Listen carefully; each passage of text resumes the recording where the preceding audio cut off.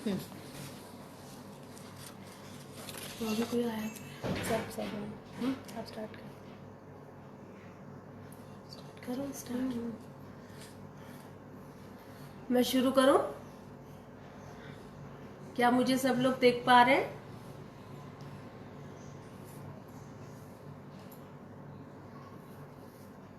अभी तो कोई आया। एक आया कोई।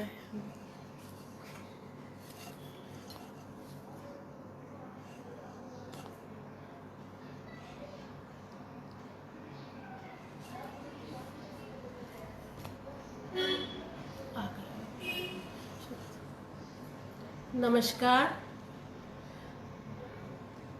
उस्मानी जी, बहुत बहुत नमस्कार आपको। आप सभी साथियों का सर्वप्रथम मैं अभिनंदन करती हूँ। सर्वप्रथम मैं अभिनंदन करना चाहूँगी इरशाद राही जी का। आदरणीय इरशाद राही जी, जिन्होंने लखनऊ में गंगा जमुना तहजीब की साहित्यिक विरासत को अपने कंधों पर संभाल कर रखा हुआ है, सहेज कर रखा हुआ है। हम कलाकार तो बस लिखते हैं। आवाज आ रही है ठीक? नीरज जैन जी, हम कलाकार तो बस लिखते हैं, मगर उनको एक पटल पर लेकर आना, उनको सम्मान देना एक सराहनीय कार्य है, जिसमें इरशाद राही जी और अजहर जी बहुत डेडिकेशन से लगे हुए हैं। उनका बेटा, हमारा छोटा भाई अजहर, जो समाज सेवा के साथ साहित्य सेवा भी भक्ति भाव से कर रहे हैं, उन्हें भी हम सबका स्नेह। रूबरू बहुत सुंदर मंच है, मैं अभिनंदन करती हूँ। वास्तव में रूबरू जो है लखनऊ की शान है।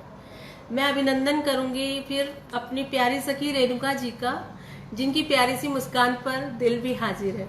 उन्होंने मुझे इस मंच पर अपनी लघु कथा लेकर आने का अवसर दिया, मैं उनका अभिनंदन करती हूँ। सविता जी नमस्कार। मैं कुछ लघु कथा के बारे में कहना चाहती हूँ पहले। ज्योत्सना जी नमस्कार। लघु कथा बहुत प्यारी विधा है और आजकल काफी प्रचलित है। कम समय में बड़ी बात कहने की विधा है लघु कथा। गागर में सागर भरने की एक विधा है लघु कथा। जीवन की विसंगतियों से निकला हुआ एक प्रश्न है लघु कथा। सदानंद किशोर जी नमस्कार। रजनी जी अभिनंदन, थैंक यू। मुझे उत्साहित करने के लिए रेणुका जी बहुत बहुत धन्यवाद। विजय कुमारी मौर्य जी नमस्कार, बहुत अच्छा लगा आप लोगों को देख के। श्याम जी नमस्कार, थैंक यू। कुछ लोग समाभाव के कारण लंबी कहानियां नहीं पढ़ना चाहते हैं, उनके लिए लघु कथा बहुत अच्छी चीज है। मेरे अनुसार लघु कथा जीवन समुद्र से चुना गया वह घटना रूपी मोती है, जिसमें आपके मन में प्रश्न छोड़ जाता है, जो वही लघु कथा है। आदरणीय कांता राय जी और आदरणीय पवन जैन जी के आशीर्वाद से मैं 200 लघु कथाएं लिख चुकी हूँ और मैं किताब लिखने की कोशिश में हूँ। आप लोगों का आशीर्वाद मिलेगा तो मुझे बहुत अच्छा लगेगा। रूबरू जी स्वागत है। मैं भी लखनऊ से हर महीने लघु कथा गोष्ठी करती हूँ, आप लोग चाहें तो मुझसे जुड़ सकते हैं। मौर्य जी धन्यवाद। पहली कथा है मेरी लॉकडाउन। ये कथा मैंने लॉकडाउन में ही लिखी है। असल में कोरोना की और इसकी लॉकडाउन की वजह से बहुत विसंगतियां उभर के जो समाज में आई है, उसी के ऊपर है। लॉकडाउन पहली कथा मेरी सुनिए। जाना तो यह लिस्ट लेते जाना। पत्नी ने कहा, पापा मेरे चॉकलेट। बेटा बोला। बेटी मेरी पैंट पकड़कर लगातार हिला रही थी। पापा मेरे अंकल चिप्स। पर मुझे अपने बॉस की बात बहुत परेशान कर रही थी। इस बार आधी सैलरी मिलेगी। बहू मेरी दवा लिख दी ना? माँ की कराहती हुई आवाज आई और मैं हिसाब जोड़ने लगा। किराने का सामान, खाने पीने की चीजें, माँ की दवा तो जरूरी है, पर बाद में घर का किराया, बिजली का बिल, कौन सा खर्चा मैं नहीं करूंगा। मैं प्राइवेट नौकरी में हूँ। लॉकडाउन तो बढ़ता ही जा रहा है। तभी पीछे से पत्नी मास्क में स्कूटर की चाबी लेकर आई और बोली, लॉकडाउन बढ़ रहा है, इस बार सोच रही हूँ मैं ही कुछ सैलरी दे दूं आपको। तुम मैंने आश्चर्य से पूछा। जी हाँ, पिछले कुछ दिनों से आपके पीछे बच्चों को ट्यूशन देकर जमा किया था, बुरे वक्त के लिए। आप चिंता बिल्कुल मत करिएगा। मैं स्कूटी स्टार्ट करते हुए बोला, पता नहीं कैसे मेरी परेशानी तुम पढ़ लेती हो माँ की तरह से। क्यों, मैं भी तो माँ ही हूँ, भले ही तुम्हारे बच्चों की। ये पहली लघु कथा थी मेरी। और दूसरी लघु कथा उम्मीद की किरण। लॉकडाउन में कोरोना ने हमारी जिंदगी को बिल्कुल बदल कर रख दिया है। और ये जो मैं कथा पढ़ने जा रही हूँ, उम्मीद की किरण, बहुत कम शब्दों में बड़ी बात कहना चाहती हूँ। वो आप समझिएगा, वो आप सुनिएगा, देखिए आपको पसंद आएगी। स्वर्ग लोक में दो दूत आपस में बात कर रहे हैं। स्वर्ग लोक में दो दूत आपस में बात कर रहे हैं। सुना है धरती पर कोई ऐसी बीमारी फैल गई है जहां पर व्यभिचार खत्म हो गया। सुना है कि धरती पर कोई ऐसी बीमारी फैल गई है कि वहां पर व्यभिचार खत्म हो गया। हाँ, सुना तो है, पर मजा तो तब है जब कोई ऐसी बीमारी फैले जिससे भ्रष्टाचार भी खत्म हो जाए। बहुत छोटी सी लघु कथा में छोटी सी बात में बड़ी बात कहने की मैंने वो किए है। हो सकता है आपको पसंद आएगी। और आजकल के कुछ हालात ऐसे बदल गए हैं कि बच्चों के पास अपने माँ बाप के लिए बिल्कुल समय नहीं है। धन्यवाद शिल्पी जी, धन्यवाद रजनी जी, बहुत बहुत धन्यवाद। एक कथा मैं पढ़ने जा रही हूँ, गलती। रात्रि के 10 बजे थे। खाना खाकर टहलते हुए पान की दुकान पर जाना कब से शगल था मेरा।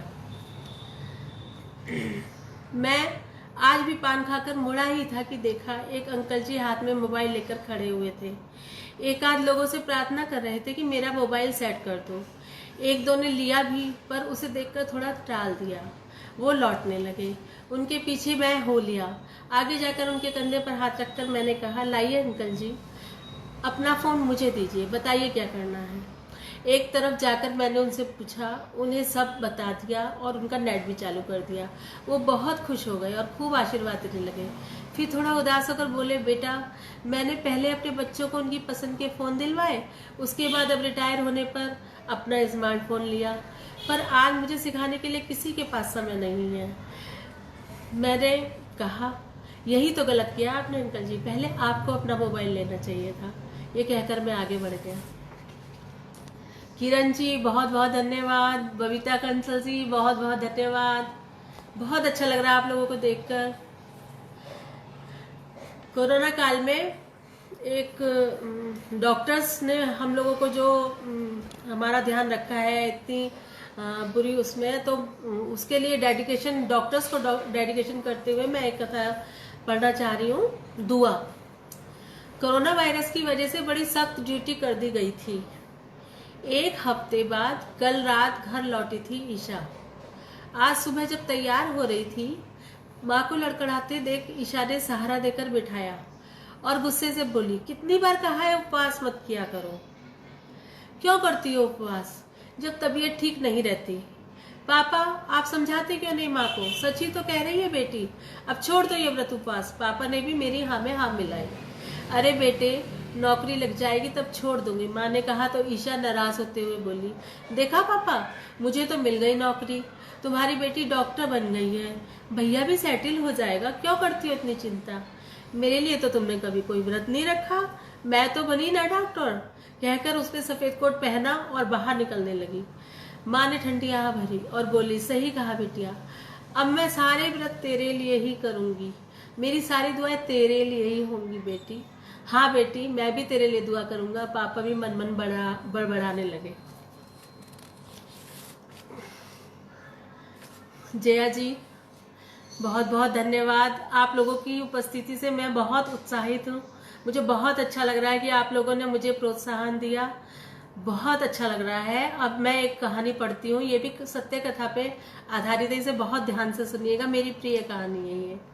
पिताजी की 13वीं हो चुकी थी। लाइब्रेरी इसका नाम है, लाइब्रेरी। पिताजी की 13वीं हो चुकी थी। सब अपने घर लौट रहे थे। बड़ी जीजी और छुटक्की तो पहले ही निकल गई थी। बड़ी बुआ भी फूफा जी के साथ आके पोसती हुई चली जा रही थी। मैं पिताजी के कमरे में जाकर उनकी उपस्थिति महसूस करने की गरज से उनकी किताबों के सानिध्य में जाकर बैठ गया था। उनकी इस छोटी सी लाइब्रेरी में बच्चों की नंदन, बाल भारती, चंपक से लेकर इस्मत चुगतई, तस्लीमा नसरीन, मैत्रेयी पुष्पा, महादेवी वर्मा, मृणाल पांडे, कौन से लेखक की किताब नहीं थी। रामायण, गीता तो और महाभारत हमेशा उनकी मेज पर ही विराजती रहती। किताबें बिल्कुल उसी अनुशासन में रैक से झांक रही थी जैसे अभी सहजता से पिताजी आएंगे और सूर, तुलसी, निराला जिसे चाहे पढ़ने बैठ जाएंगे। आंखों में पानी और कानों में उनकी वही रौबेली आवाज गूंजने लगती। चिंता करता हूँ मैं जितनी उस अतीत की, चिंता करता हूँ मैं जितनी उस अतीत की, उस सुख की, उतनी अनंत में बनती जाती हैं रेखाएं दुख की।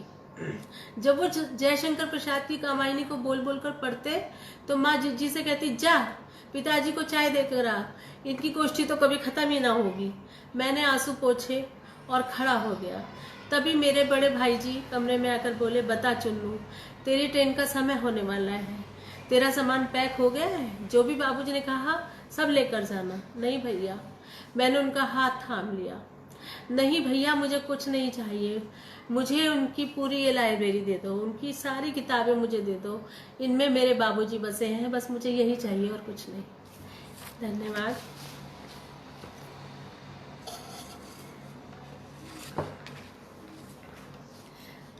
थैंक यू ज्योत्सना जी, धन्यवाद। हाँ जी, अब मैं एक कथा पढ़ने जा रही हूँ, बेटी बढ़ाओ बेटी बचाओ। गुड्डी पढ़ते पढ़ते किताब लेकर माँ के पास आई और माँ बर्तन साफ कर रही थी। गुड्डी पढ़ते पढ़ते किताब लेकर माँ के पास आई, माँ बर्तन साफ कर रही थी। अरे माँ बताओ ये स्लोगन कहाँ होता है? अरे माँ बताओ ये स्लोगन कहाँ होता है? अरे बेटिया हमका का मालूम, हमका पढ़े लिखे थोड़ी ना है। अभी तुम्हारे बप्पा आ रहे हैं, वही दिन भर दीवार रंगत है, जाने का लिखत है दीवार पर, वही बताइए तुमको। तभी बप्पा हाथ में कुछ पोस्टर रंग कुची लिए थके मांदे आए तो गुड्डी ने किताब लेकर उनके पास दौड़ी और कहा, बप्पा ये बताओ स्लोगन का होता है? माँ चिल्लाई, अरे रुक जाओ बिटिया, कुछ खान पीन दो बप्पा को। बप्पा ने पुचकार कहा, बेटा स्लोगन का मतलब है नारा। तभी माँ चिल्लाई, तुम ही बिगाड़ कर रखे हो, अरे कुछ काम वाम सिखाओ ही का, पढ़कर बड़ी पुरखा बनी है। पर बप्पा तो बोलता रहा, अरे कहा पूरा दिन हम यही तो लिखते हैं दीवार पर, बेटी पढ़ाओ बेटी बचाओ, बेटी पढ़ाओ बेटी बचाओ, सरकार का यही नारा है। माँ बोली, थोथा नारा, कौन बिटिया बच पा रही न? गुड्डी बोली, बचिए माँ बचिए, पढ़िए तो हम बचिए, माँ पढ़िए तो बचिए। तभी पीछे से बप्पा भी गुड्डी को गोद में उठाकर गाने लगा, बेटी बचाओ बेटी पढ़ाओ, बेटी बचाओ बेटी पढ़ाओ। Thank you. अब मैं एक और कहानी पढ़ने जा रही हूँ, ये भी बहुत अच्छी कहानी है, आशा करती हूँ आपको पसंद आएगी। नीरजा कृष्णा जी बहुत बहुत धन्यवाद, जया सिंह जी बहुत बहुत धन्यवाद। आप लोगों को देख के बहुत खुशी हो रही है, बहुत अच्छा लग रहा है। मेरी ये कहानी भी सच्ची घटना पर आधारित है और इसका नाम है दूसरी विदाई। विदाई का समय हो रहा था, विदाई का समय हो रहा था, व्यथित मन बुक्का फाड़कर रोने का कर रहा था। जिस घर में दुल्हन बनकर आई थी उस घर के कोने कोने में उसका प्यार हिलोरे ले रहा था। जहां भी नजर जाती थी लग रहा था कि वो मुझे ही निहार रही है, वो मुझे ही निहार रहे हैं। अब भी कुछ, सब कुछ तो वही था, बस कुछ नहीं था। तो वो 3 साल जिनमें वो फरिश्ता 3 साल में 3 जन्मों का प्यार देकर फना हो गया था। भुला तो नहीं पाऊंगी उसे, पर ये देवता शरीर के सास ससुर जिन्होंने सीने पर पत्थर रखकर बहू को बेटी बनाकर कन्यादान करने का कठोर निर्णय ले लिया था, पूरे जीवन की दुहाई देकर मजबूर कर दिया था इम्तिहान पर इम्तिहान देने के लिए। भले ही मैं अपने माँ बाप और अपने ससुर के निरीह चेहरे को देखकर कभी उनकी कसम नहीं तोड़ूंगी, पर मेरे इस फैसले को कोई नकार नहीं सकता। आज कमरे में सोते हुए 2 साल के बेटे को उठाया और अपनी सासू माँ के गोद में डाल दिया। लो माँ, अब आप ही इसकी माँ हो। ये क्या कह रही हो बेटी, तुम कैसे रहोगी इसके बिना। शीला सी जम गई थी मैं, पर दृढ़ता से बोली, जैसे आप जी रही हैं अपने बेटे के बिना। जब आप अपना बेटा देश पर कुर्बान कर सकती हैं तो क्या मैं अपना बेटा आपको नहीं दे सकती। धन्यवाद, धन्यवाद। आशा है आपको पसंद आई होगी। अभी समय है, क्या मैं एक कहानी और पढ़ सकती हूँ। थैंक यू, धन्यवाद जया जी, धन्यवाद। एक मेरी बहुत प्रिय कहानी है, ये मैं पढ़ रही हूँ। अभी समय लगता है, कितना समय हो रहा है? 8:20। अभी है टाइम। बंद कमरे, कल की भोर, इस कहानी का नाम है कल की भोर। बंद कमरे में मेज पर और कुछ अलमारी से झांकती चंद किताबें न जाने कब से धूल फाक रही हैं। ये किताबों के ऊपर है। आजकल किताबों को कोई महत्व नहीं रह गया बिल्कुल भी। बहुत मतलब ये मोबाइल आ गया, ये सब है, इसकी वजह से किताबों को तो कोई पूछता ही नहीं है। लेकिन किताबें मुझे बहुत प्रिय हैं और ये मेरी बहुत प्रिय कहानी है। ये मैंने उसी के ऊपर लिखा है। ध्यान से सुनिएगा, बहुत अच्छी लगेगी आपको। मंजू जी, धन्यवाद मंजू जी, नमस्कार। कल की भोर, बंद कमरे में कुछ मेज पर और कुछ अलमारी से झांकती चंद किताबें न जाने कब से धूल फांक रही थी। शायद मन ही मन आपस में मन की बातें किए जा रही थी। दबे दबे उन्हें इंतजार था कि कुछ नरम उंगलियां उन्हें फिर उठाएंगी और शायद रुक रुक कर आती जाती सांसें उनकी रग रग में फिर अनवरत बहने लगेगी। शायद कोई भूला बिसरा आशिक उनके पन्नों के बीच एक किताब, उनके पन्नों के बीच एक गुलाब रख जाएगा और भूल जाएगा, और वो जाने कब तक महकती रहेंगी। शायद कोई फिर पढ़ते पढ़ते सीने पर रखकर सो जाएगा और वो उठती गिरती सांसों की नरमी में घुल जाएगी। या फिर कोई अल्हड़ किशोरी स्कूल से आते वक्त ठोकर लगकर गिर गई उन किताबों को हाथों में उठा लेगी, माथे से लगा लेगी और बिखरी मोर पंखियों को उठाकर चूम कर फिर से पन्नों में सहेज लेगी। ऐसा पहले करते थे ना लोग, पहले बच्चे करते थे, पता नहीं अब करते हैं कि नहीं, हम तो करते थे। कहीं विद्या रख ली, कहीं मोर पंखी रख ली और कहते थे कि हमें याद हो जाएगा, ये सब भगवान के वो है। तो ये बड़ा मतलब एक दिल को छूने वाला है कि अब पता नहीं इतनी वैल्यू बच्चे देते हैं कि नहीं किताबों को, लेकिन मुझे लगता है कि बच्चों को देना चाहिए। मैं ये वाली लाइन फिर से पढ़ती हूँ। या फिर कोई अल्हड़ किशोरी स्कूल से आते वक्त ठोकर लगकर गिर गई किताबों को हाथ में उठाकर माथे से लगा लेगी और बिखरी मोर पंखियों को उठाकर चूम कर फिर पन्नों को सहेज लेगी। उन्हें याद आती जब बहुत पहले एक आकृति उभरती, आंखों पर ऐनक लगा, अपनी धोती को उठा उसी से झाड़ पोंछ कर सहलाते हुए खोल कर पाजती तो शब्द शब्द निहाल हो जाता। पर मालूम न था कल की भोर होगी कि भी रहा नहीं, पर मालूम न था कल की भोर होगी भी या नहीं। तभी एक आकृति बढ़ी, उसने उन्हें बेदर्दी से उठाकर कबाड़ी की तराजू में फेंक दिया। यही नियति है, लगता है आजकल किताबों की कोई वैल्यू नहीं है। प्रभा जी नमस्कार, बहुत अच्छा लगा आपको देखकर। और एक कथा और मैं पढ़ सकती हूँ, भी टाइम है। संध्या का उजाला, ये भी मेरी बहुत प्रिय कथा है। रिटायर हुए आज साल होने जा रहा था, रिटायर हुए आज साल होने जा रहा है। वो चुस्ती फुर्ती जैसे ऑफिस की फाइल में ही दबी रह गई है। अब तो सीमा भी अलसाई सी कभी सोफे पर कभी पलंग पर पसरी रहती। संध्या का उजाले से मतलब है कि जीवन में जब रिटायर हो जाते हैं, रिटायर होने के बाद जो वही है कि हम क्या करें, कैसे समय बिताएं, इसके लिए बहुत अच्छी बात मैंने लिखने की कोशिश करी है कि ताकि सब लोग सोचें कि नमस्कार जी, जया चौहान जी USA, नमस्कार। मैं पूरा नहीं पढ़ पाई। रिटायर हुए आज साल होने जा रहा था। वो चुस्ती फुर्ती भी जैसे ऑफिस की फाइल में ही दबी रह गई थी। अब तो सीमा भी अलसाई सी कभी सोफे पर कभी पलंग पर पसरी रहती।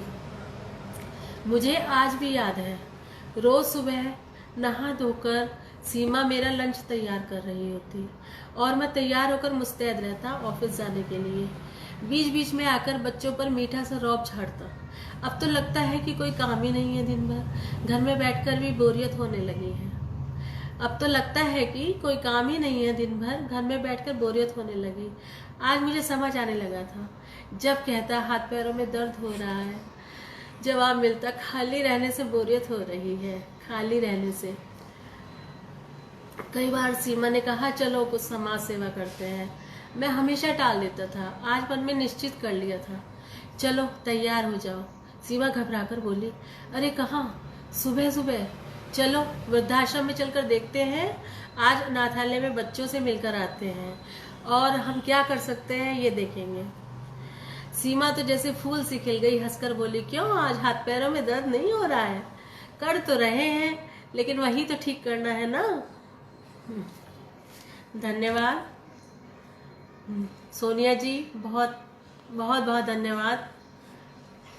जरीन आलम जी, बहुत बहुत धन्यवाद।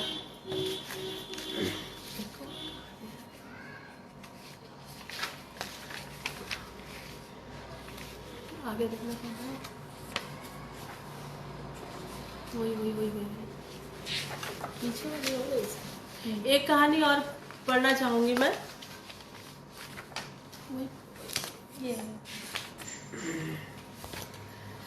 ये भी कहानी बच्चों के लिए है, जो किशोर होते बच्चे हैं उनके लिए है ये कहानी। हिदायत। सुमन ने यौवन की दहलीज पर कदम रखा ही था कि हिदायतें मिलनी शुरू हो गई। आज का 16वां जन्मदिन था। मम्मी के साथ खरीदी हुई प्यारी सी गाउन पहनी थी उसने। गुलाबी सी रेशमी आभा से गाल गुलाबी रंगत लिए लगने लगे थे। सहेलियां आ गई थी। माँ हिदायत पर हिदायतें दिए जा रही थी। फोन कर देना, ज्यादा देर मत लगाना, जल्दी आ जाना, नॉनवेज बिल्कुल मत खाना, मंदिर में हाथ जरूर जोड़ना। ये माएँ सब करती हैं, जिसकी किशोरी बेटी होती है बाहर जा रही होती है तो माएँ करती हैं ऐसा, और करना भी जरूरी है। आजकल का माहौल देखिए कितना खराब हो गया है, इतनी बुरी बुरी खबरें सुनने को मिलती हैं। पता नहीं, हम लोग कुछ कर नहीं पाते, हम लोग बस सिर्फ देखते रह जाते हैं। बहुत कभी कभी गुस्सा आता है कि इतनी गंदी गंदी बातें होती हैं तो बहुत खराब लगता है। हम लोग उन बच्चियों को कुछ नहीं कर सकते, इसीलिए हम अपनी बच्चियों के लिए डरते हैं। मंदिर में हाथ जरूर जोड़ना, प्रसाद जरूर चढ़ा देना। अरे माँ बस भी करो, मुझे जाने दो, कितनी हिदायतें दोगी, अभी आती हूँ ना, बाय माँ। कुछ देर बाद फोन बजा, आपकी बेटी अस्पताल में है, बहुत सीरियस है, जल्दी आ जाइए। गिरते गिरते अस्पताल पहुंची। बेटी आखिरी सांसें गिन रही थी। माँ उस पर झुकी। बेटी कुछ कहना चाह रही थी। माँ इतना बताया, पर तुमने ये तो नहीं बताया था कि ऐसा भी होता है। बेटी ने सांस और हाथ दोनों छोड़ दिए थे। पुलिस ने रेप केस बताया था। मतलब मन बहुत दुखी हो जाता है ये सब सुन के। तो हमें अपनी बच्चियों को सिखाना चाहिए, हमें अपनी बच्चों को बहुत वो करके रखना चाहिए कि कैसे वो लोग वो रहें, किस तरह से वो लोग अपना ध्यान रखें। हम लोग कहते हैं कि बच्चे कपड़े छोटे पहनते हैं, ये सब पहनते हैं, ऐसा कुछ नहीं है। सिर्फ अपनी नज़र ठीक करने की ज़रूरत है। बहुत कहानी देखो।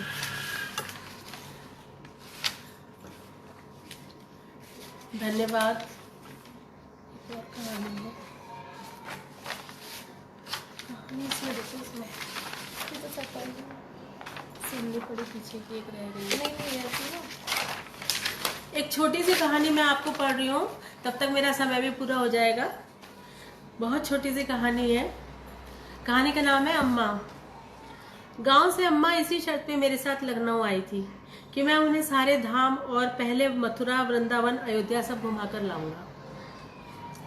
सही बात है, आपने कहा बेटों को सही करना बहुत जरूरी है। जी बिल्कुल, धन्यवाद। गांव से अम्मा इसी शर्त पर मेरे साथ लखनऊ आई थी, मैं उन्हें सारे धाम और पहले मथुरा, वृंदावन, अयोध्या घुमाकर लाऊंगा।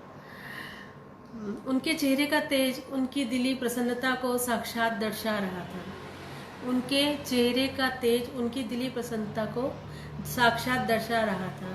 बाबूजी के जाने के बाद सूखे पेट से अम्मा को उंघला गई थी। बहुत दिनों बाद उन्हें हंसता खेलता देखा, बहुत तसल्ली मिली मुझे। बचपन में जरा सी खुशी के लिए अम्मा जान लड़ा देती थी, मगर उसका जरा सा भी अंश अगर मैं चुका पाऊँ तो तब मानूंगा कि मेरा जीवन सफल हो गया। बचपन में जरा सी खुशी के लिए अम्मा जान लड़ा देती थी, अगर उनका जरा सा भी अंश चुका पाऊंगा तब जानूंगा मेरा जन्म सफल हो गया।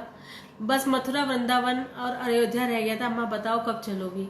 मैंने उन्हें टटोलने के लिहाज से कहा। तभी बच्चों की फीस, किताबें, महीने के आखिरी दिन सब सुरसा की तरह मुंह खोले हुए नजर आ रहे थे, पर माँ को जताना नहीं चाहता था। अरे बेटा, मैं कहाँ भागी जा रही हूँ? अब मेरा वृंदावन यही है, मेरे बच्चों के साथ, मेरे बहू के साथ। उन्हें कुछ सहारा दूंगी, बच्चों के साथ रहूंगी, यही मेरा तीर्थ है। बस यही एक छोटी सी कहानी। जीवन में हम लोग कितनी आशाएं रखते हैं, अपने माँ बाप के लिए करना चाहते हैं, सब कुछ करना चाहते हैं, लेकिन कभी कभी चाह कर भी नहीं कर पाते। लेकिन वही माँ बाप अच्छे होते हैं जो अपने बच्चों की परेशानी समझते हैं और उनके साथ रहना चाहते हैं, उनकी साथ निभाते हैं। मैं चाहूँगी कि सबको ऐसा करना चाहिए। धन्यवाद, आप लोगों ने मुझे सुना, मुझे पसंद किया। धन्यवाद सोनिया जी, बहुत अच्छा लग रहा है आप सबको देखकर। Thank you. अब मैं प्रोग्राम ख़त्म करती हूँ, मुझे लग रहा है कि समय भी हो गया है। मैं फिर से इरशाद राही जी का, अजहर जी का और रेणुका जी का और रूबरू मंच का हमेशा से धन्यवाद करना चाहती हूँ। वो लोग बहुत अच्छे हैं, बहुत सम्मान देते हैं और हमें इस पे कहानियाँ पढ़ने के लिए आमंत्रित किया, इसके लिए मैं बहुत बहुत धन्यवाद। शुभ रात्रि। धन्यवाद।